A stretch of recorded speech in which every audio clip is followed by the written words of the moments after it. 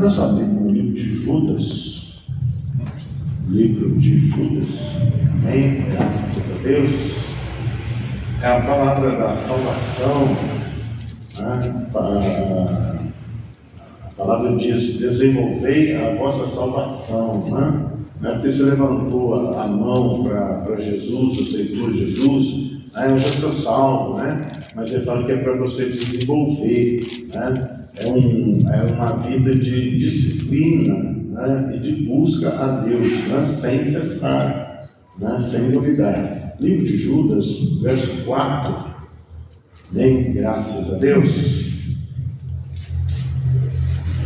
No livro de Judas, ele queria falar no livro a respeito da salvação, né?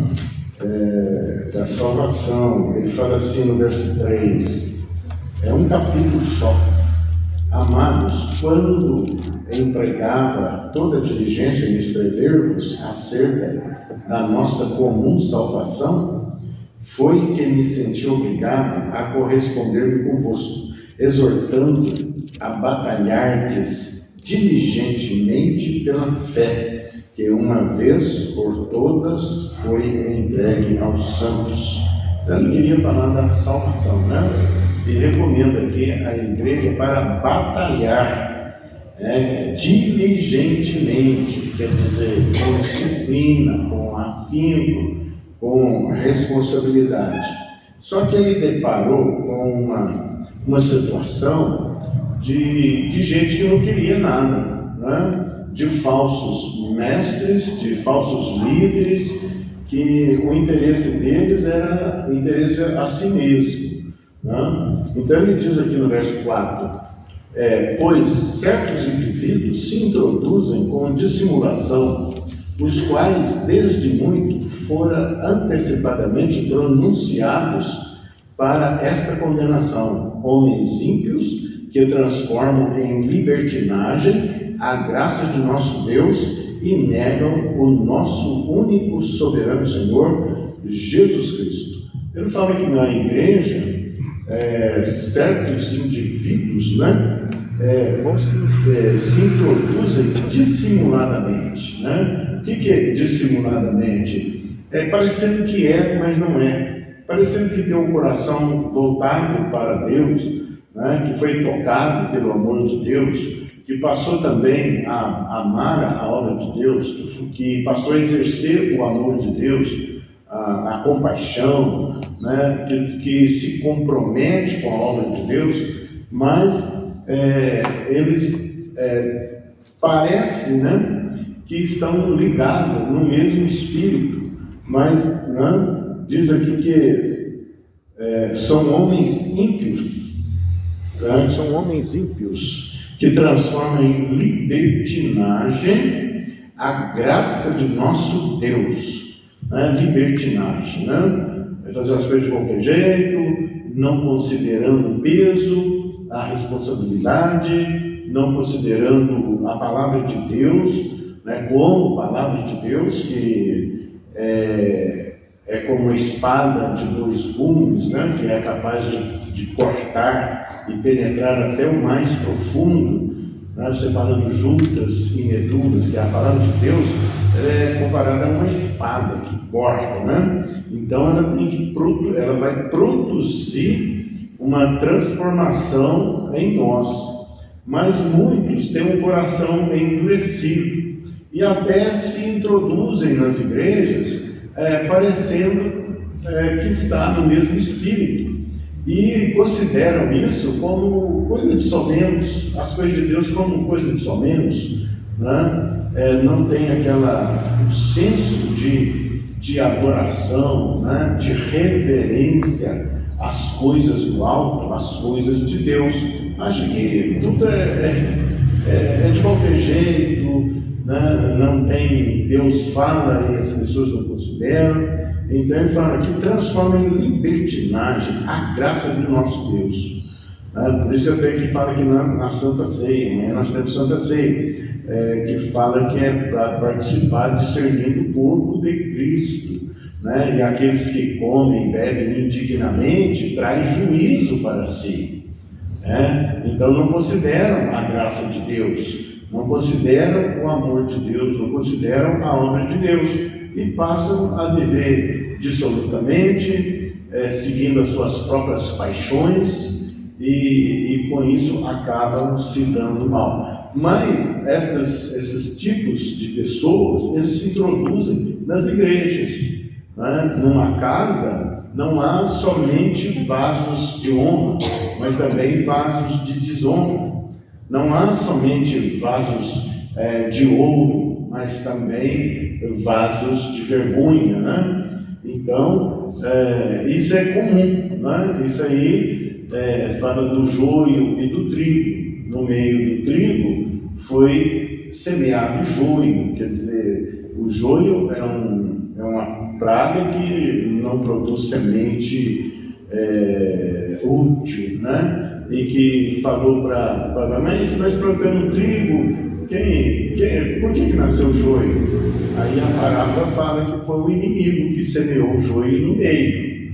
Aí fala assim, então nós vamos arrancar o joio? Não arranca não, porque senão vai abalar a raiz do trigo, né? Então, deixa crescer junto. Olha bem como é que é forte essa parábola, né? Deixa crescer junto. Então, nas igrejas, no meio das gentes, né? Vão estar aí falando em Deus, né? Mas os corações de muitos não estarão ligados a Deus. Mas Deus sabe, conhece aqueles que são dele. E vai haver a ceifa, né? A ceifa é o juízo de Deus, né? E o juízo de Deus é inevitável, né? Nós vamos prestar contas a Deus. Então, diz aqui, transforma em libertinagem a graça de nosso Deus e negam o nosso único soberano Senhor Jesus Cristo. Chegou ao ponto de não crer em Jesus, de negar a Jesus, de arrumar um tanto de outras coisas, mas não colocam Jesus como soberano, né? E prosseguindo aqui, no verso 5, ele diz assim: quero, pois, lembrar-vos, embora já estáis cientes de tudo uma vez por todas, que o Senhor, tendo libertado o povo, tirando da terra do Egito, destruiu depois os que não creram. Olha bem, Deus tem um juízo, né? Ele vai trazer toda a criação, toda a humanidade, as suas regras, a disciplina de Deus.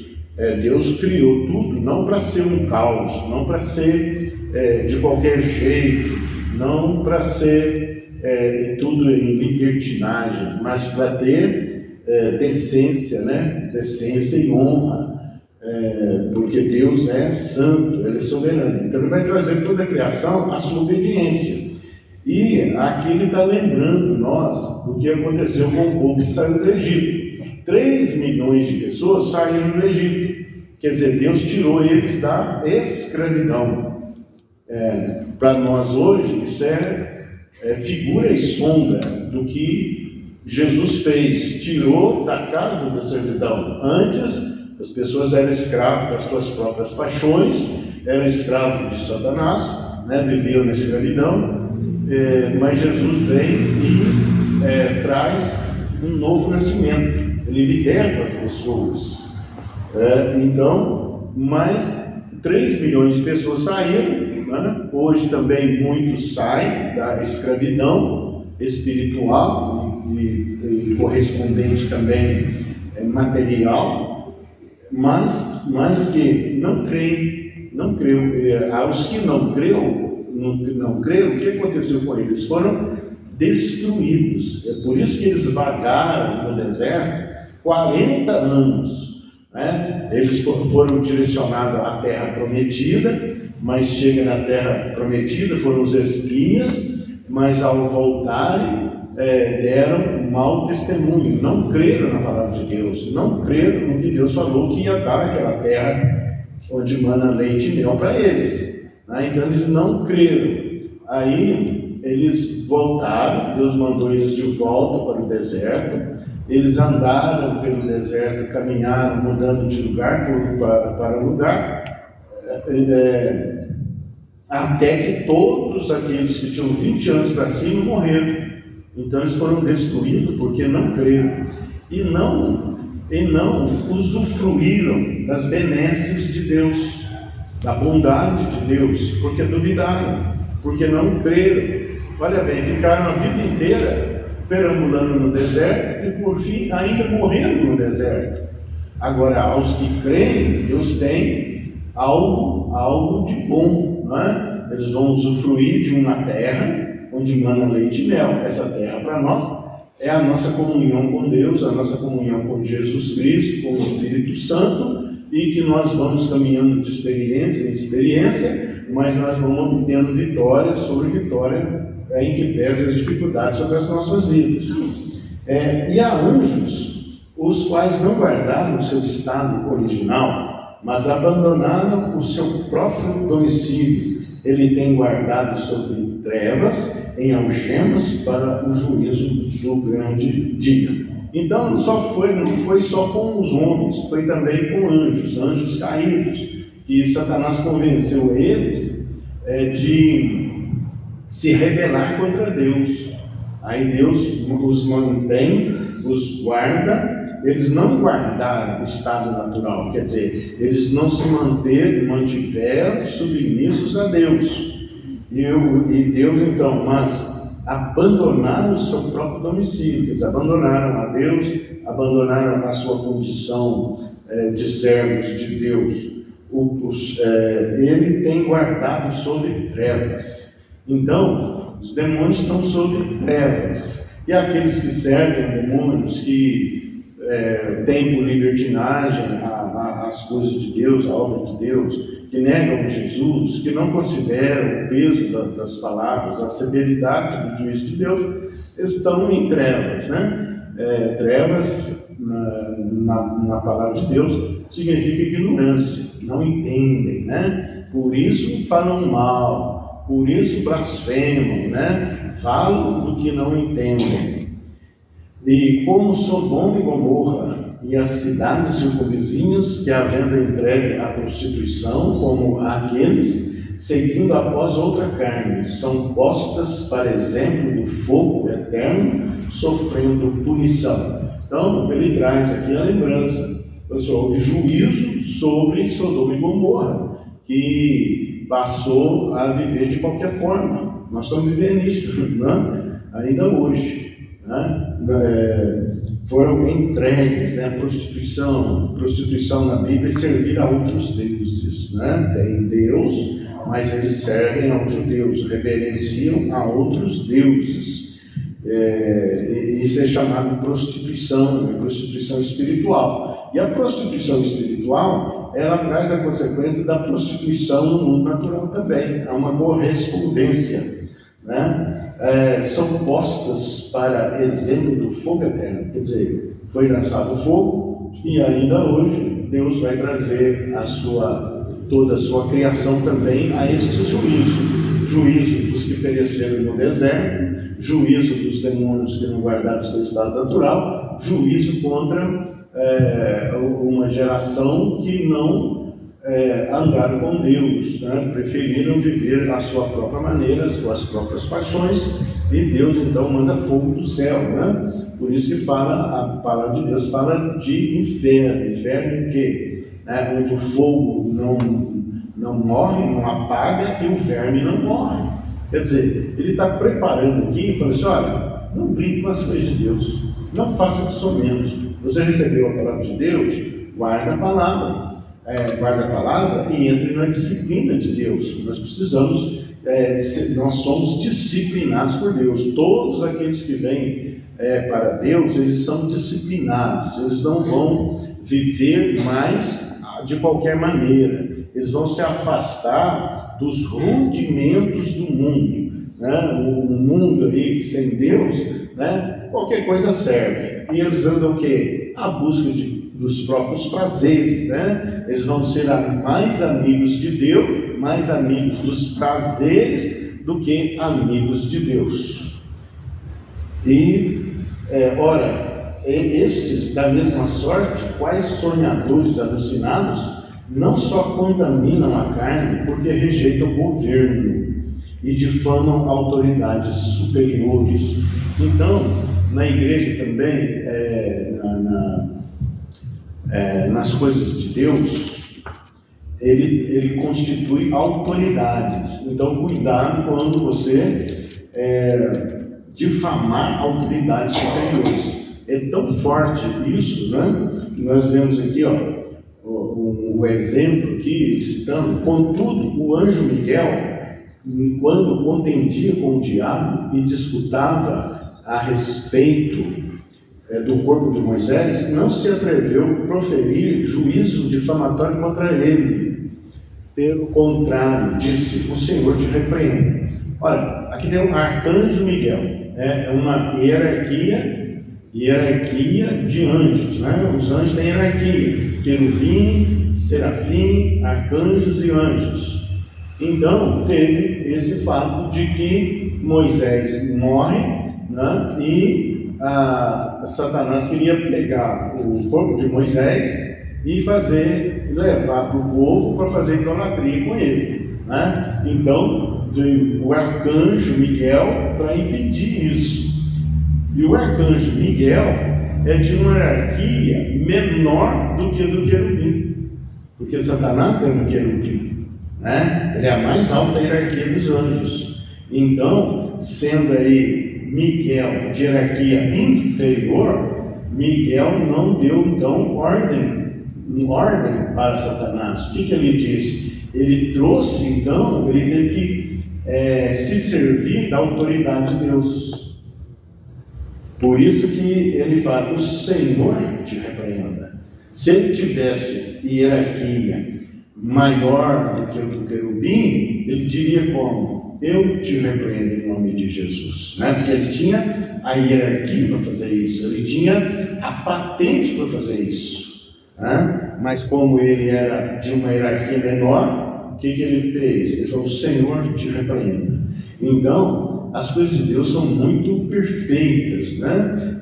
Tem muita ordem, né? Fala que tudo seja feito com decência e ordem, né? Então nós temos que ter isso no coração quando fazemos a obra de Deus, quando temos a responsabilidade de ser crentes. Ser crente traz responsabilidade para nós, né? De nos disciplinar. Somos disciplinados pelo Senhor, para que não venhamos a perecer junto com os ímpios, não? Então, a disciplina de Deus está sobre nós. O apóstolo falava o seguinte: ele falou assim: eu esmurro o meu corpo para trazê-lo, para reduzi-lo à escravidão. Quer dizer, né? Tem impulso de paixões para fazer coisas repreensíveis, né? Então ele se disciplinava, né? Ele fala que ele esmurrava o corpo dele, né?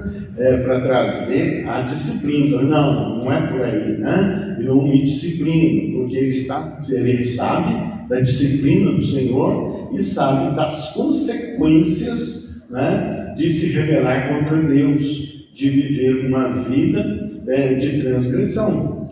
Glória a Deus. Glória a Deus. Estes, porém, quanto a tudo o que não entendem, difamam, e quanto a tudo o que compreendem por instinto natural, como brutos sem razão, até nestas coisas se corrompem. Ele fala que coisas que não entendem, a tudo difamam. Por isso que você vê pessoas falando da igreja do Senhor, né? Falando dos crentes, né? Como se os crentes fossem, né? Como os assassinos, os roubadores, né? Procuram o caminho de Deus. Mas quem não entendem disso, porque não entendem, a tudo difamam, né? Tem que achar um jeito de falar mal, tem que achar uma forma de fazer acusações. Prosseguindo, ele fala: ai deles, porque prosseguiram pelo caminho de Caim, e movidos de ganância, né, se precipitaram pelo erro de Balaão, e pereceram na revolta de Coré. Então, ai deles, porque prosseguiram pelo caminho de Caim. Caim fez uma oferta, mas Deus não se agradou da oferta, não se agradou de Caim e da sua oferta. Por quê? A oferta dele não foi uma oferta que agradou a Deus. Por quê? Por causa do coração. Ele fez porque achou que devia fazer, mas o coração dele não estava ligado com o necessário temor, o necessário amor, com a necessária vontade de servir ao Senhor. Foi por isso que ele foi rejeitado. E ele ficou irado com isso, porque não foi rejeitado, né? Aí Deus fala para ele: se você proceder bem, né, converta o seu coração, quebranta o seu coração, certamente você será aceito. Mas ele, ao invés de quebrantar o coração, ele se rebelou mais ainda a ponto de matar o irmão, né? E o erro de Balaão, sendo um profeta, ele quis fazer comércio com as coisas de Deus, né? Foi a ganância, ele queria as coisas de Deus para lucro próprio. A ganância, a avareza, a cobiça estava sobre ele. Então, acabou trazendo juízo para si, né? Relativizando a severidade, né? As coisas apetecíveis, aprazíveis que vêm de Deus, né? Ele corrompeu-os, né?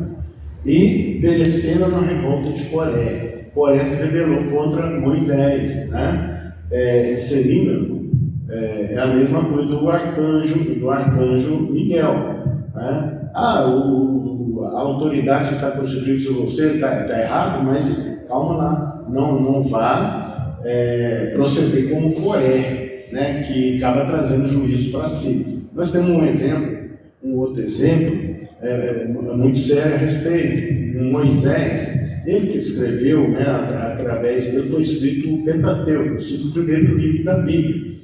E lá, na lei que ele escreveu, dizia ali que o hebreu não podia casar fora da sua nação com uma mulher estrangeira. E a Zípora, né, que era a mulher dele, morreu e ele casou com uma africana. Quer dizer, ele casou fora da nação, né? Então ele errou, ele pisou na bola, né? E aí Miriam e Arão, né, foram lá tirar satisfação com ele. Mas ao invés de falar do erro dele, eles falaram contra o ministério de Moisés. Então, você falar da pessoa é uma coisa, mas você fala do ministério, porque o ministério vem da parte de Deus. Aí eles trouxeram para si juízo, trouxeram para si condenação. A Miriam ficou leprosa na mesma hora, Moisés teve que orar para ela, né? Ficou 7 dias fora do arraial para ser curado, né? Então, teve um caso aí, está gravando, né? Não vou falar agora, né, nestes tempos de um jornalista que se levantou contra um pastor, né, se levantou contra ele. Enquanto estava falando mal do pastor, do homem, né, estava indo, mas de repente ele falou do ministério, atacou o ministério. E o ministério vem de Deus. Aí você arruma problema com Deus. E ele arrumou problema com Deus e Deus cobrou. Acabou morrendo essa pessoa, né? Então, tem coisas que você vê, mas você cala, né? Não seja precipitado ao falar, né? Cala e ore, né? A oração de um justo pode muito em seus efeitos. Se vê qualquer coisa errada, ore, mas não vai aí se levantar com juízo, com condenação, com acusação, com blasfêmia, e atacar ministérios. Não faça isso, né? A gente vê muita gente aí gratuitamente falando de ministério, de outros ministérios. Vai perder tempo e vai correr o risco de trazer juízo para si. Amém? Glória a Deus. Deus tem o controle da sua obra. É um Deus perfeito que usa homens imperfeitos, tá? Então, abençoa sempre, né? Paulo falava que por esta causa, né? Por toda a família que se chama Deus, eu me coloco de joelhos, né? Então nós devemos ter este procedimento, né? Ao invés de gratuitamente ir, ficar falando mal, fazendo acusação. O que pode ser feito é chamar a ordem, né? Está errado, está aqui, aqui, né? Isso é um erro doutrinário, pode ser feito. Agora, atacar o ministério da pessoa, aí já começa a trazer problema, né? Estes homens são como rochas submersas, e em vossas festas de fraternidade, banqueteando-se juntos, sem qualquer recato. Olha bem, sem qualquer recato, sem qualquer disciplina, sem qualquer reverência, né? Que a si mesmos se apacentam, nuvens sem água, impelidas pelos ventos, árvores em plena estação de frutos, destes desprovidas, duplamente mortas, desarregadas, ondas bravias do mar que esfumam as suas próprias sujidades, estrelas errantes para as quais tem sido guardadas a negridão das trevas para sempre. Então, temos que fazer a obra de Deus, né? Servindo a Deus, andando a Deus com toda a reverência, com todo temor e tremor, né? Mas também falando a verdade, mas também procurando mansidão, mas também ousadia, intrepidez, e que tudo seja influenciado pelo amor, né? Porque o maior dom é o amor, né? Se não tiver amor, vai ser como um sino que faz barulho, mas que não resolve nada, né? Então, segue o amor, né? Se a obra de Deus não for feita por amor, está tudo errado. Então, não é por cobiça, não é por avareza, não é por ganância, né? E nem é para que fale que é melhor que os outros, né? É perigoso o crente, né, se fazer mais santo que os outros, né? E a nossa oração deve ser: Senhor, tenha misericórdia, né? Nós precisamos da misericórdia de Deus, da graça de Deus, do favor de Deus, porque erramos em muitas coisas, né? Então precisamos das misericórdias de Deus. Isso é ser temente a Deus, né? Quanto a estes, foi também que profetizou Enoque, o sétimo de Adão, dizendo: eis que veio o Senhor em suas santas mídias para exercer juízo, olha bem, juízo contra todos os que, para fazer convictos todos os ímpios acerca de todas as obras ímpias que impiamente praticaram, e acerca de todas as palavras insolentes que ímpios pecadores proferiram contra ele, contra Deus. Os tais são murmuradores, né? Ficam murmurando de tudo, né? E ele fala, são descontentes, nada satisfaz. Essa pessoa não tem gratidão, né? Pois obrigado, Senhor. O Senhor me revelou sua palavra, o Senhor me deu pastores, me deu irmãos, né, que me aconselham, que oram comigo, eu oro por eles oram por mim, né? É esse sentimento que nós temos que ter no nosso coração. Então, os ímpios, eles são murmuradores, eles vão acusar, eles vão reclamar de tudo, né? Eles vão estar sempre descontentes, andando segundo as suas paixões. Por quê? Querem coisas, né, só para satisfazer a si mesmo, né? Eles não têm um compromisso do amor de Deus, do amor pelas almas, né? São egoístas, pensam só em se arranjar, pensam só em si mesmo. Quer que Deus faz de Deus um garçom para servi-los à mesa, mas eles mesmos não querem servir, né? Porque se Deus nos chama de servo, é para servirmos, né? Andando segundo as paixões. A sua boca vive propalando grandes arrogâncias, soberbas, né? Eu sou tal, eu faço, eu aconteço, né? São aduladores dos outros por motivos interesseiros, né? Nós somos chamados a servir, Deus nos chama a ser doadores, né? Não doadores apenas de nossos ganhos, mas doadores de amor, de compaixão, de misericórdia, né? De sempre ter uma boa palavra, de ter sido um bom conselho, fazendo a obra de Deus. São estes os que promovem divisões. Olha bem, esses que sorrateiramente penetram nas igrejas, né? Que não têm aí a afeição natural, o que eles promovem? Promovem divisões. Eles arrumam grupinho para eles, né? E isso, como é obra de influência maligna, acaba influenciando muita gente e acaba provocando divisões nas igrejas, né? Sensuais, que não têm o Espírito. Então, eles não vivem sob a influência do Espírito Santo, mas sob a influência do diabo. O diabo que quer, né, dividir as pessoas, né? Dividir as igrejas. Por quê? Por que o plano dele é esse? Porque na igreja de Jesus, fala que ela é o corpo de Cristo. A igreja não sou eu e nem você, a igreja somos nós.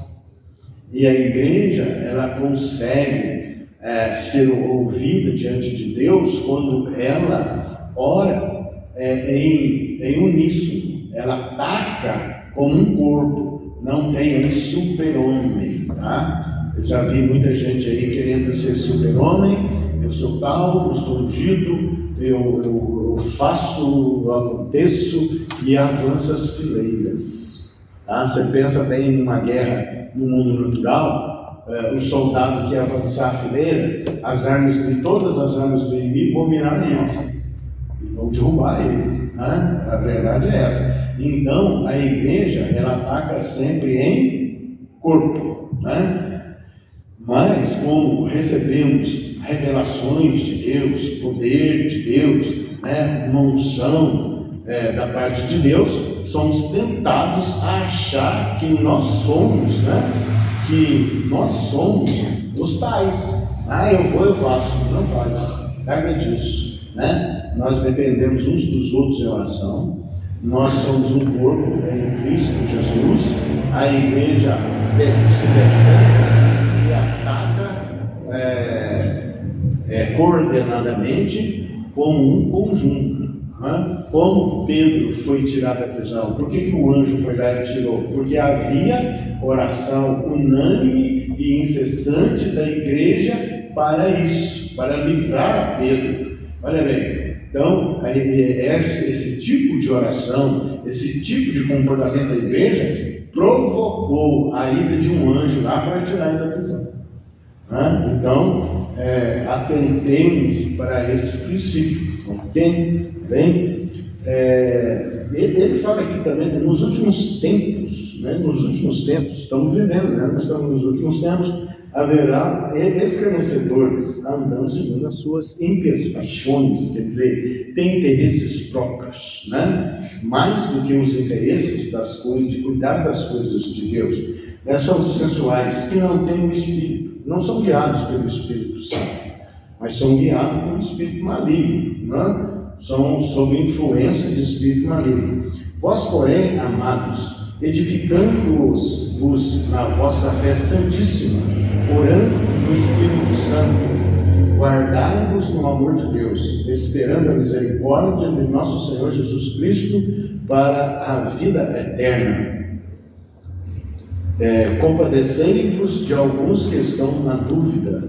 Os que estão na dúvida, nós devemos compadecer e orar por eles, para que eles sejam fortalecidos, né? Salvai-os, arrebatando-os do fogo, quanto a outros, sede também compassivos em temor, detestando até a roupa contaminada pela carne. Amém? Ora, aquele que é poderoso para vos guardar de tropeços e para vos apresentar com exultação imaculada diante da sua glória, ao único Deus, nosso Senhor, mediante Jesus Cristo, Senhor nosso, glória, majestade, império, soberania, antes de todas as eras, e agora e por todos os séculos. Amém. Graças a Deus.